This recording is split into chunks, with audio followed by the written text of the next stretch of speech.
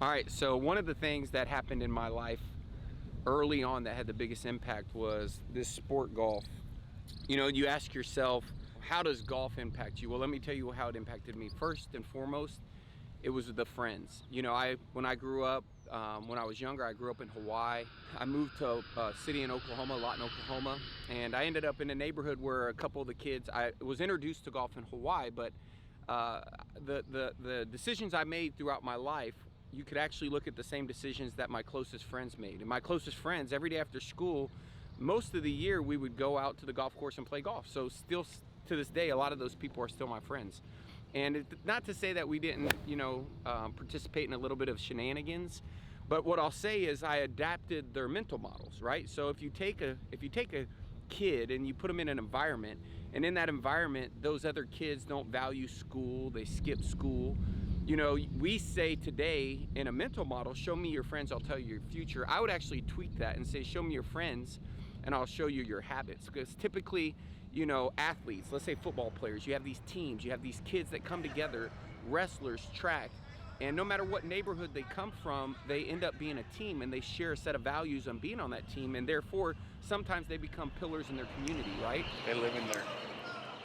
So you got a guy that probably had no path to college, joins a football team. Through there he gets a scholarship, and the kids on his team all have to prepare for the ACT, the SAT. They all have to pick colleges. Maybe that's not happening in his neighborhood, but when you see where he's spending his time or her time, they start to adopt those same mental models of maybe that seed's planted as, I'm gonna go to school. So for me, it was in golf. A lot of my friends on the golf course, they didn't do things that would get them in trouble.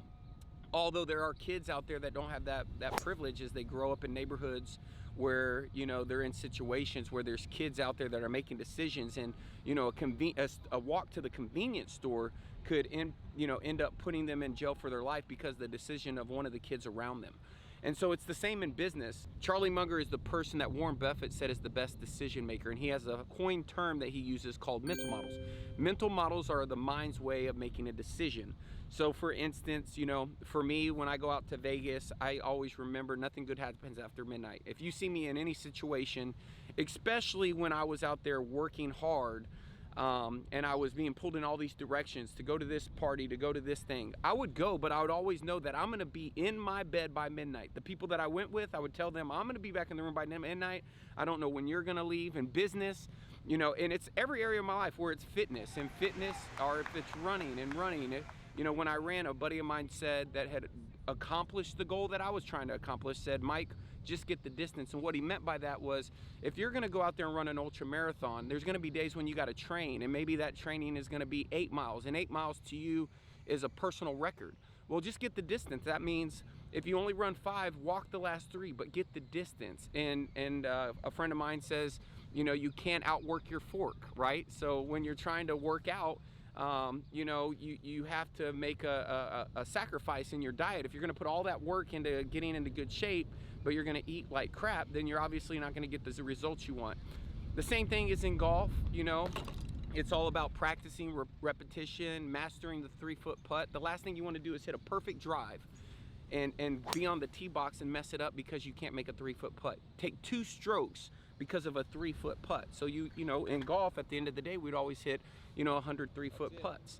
And business for me, one of the biggest one was always say yes till you have to say no. In life, it's so easy to get fixated on one goal, which I'm not saying that's a bad thing, but you don't know what other opportunities. There's an infinite ways to achieve the goal, and sometimes you just have blessings that come down from wherever you believe they come from.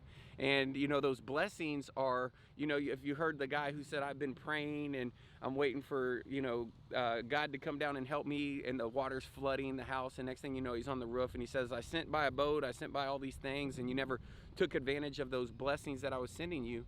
For me in business, I look at every opportunity and every person. I say, what is the reason this person's in my life? What can I learn from this person?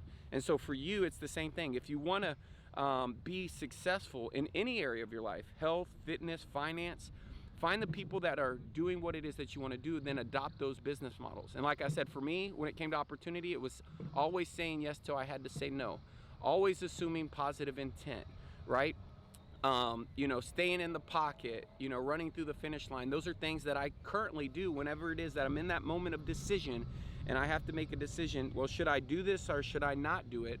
I reflect to a mental model, which is usually somebody who I've read their book, listened to their keynote, listened to their podcast, and they said something that gave me the framework to make that decision. So my recommendation to you is, if you want to achieve great things in any area of your life, find the people that have achieved it and don't copy them, model their mental models, model the way they make decisions, and collect those frameworks like business cards so that you can imprison them for the rest of your life and use them. Because if you want to grow, it's easier to grow fast than it is to grow slow. And all you got to do is increase your decision frequency. That's another mental model. Increase your decision frequency. What decisions are you sitting on? Make a decision today. Take massive action.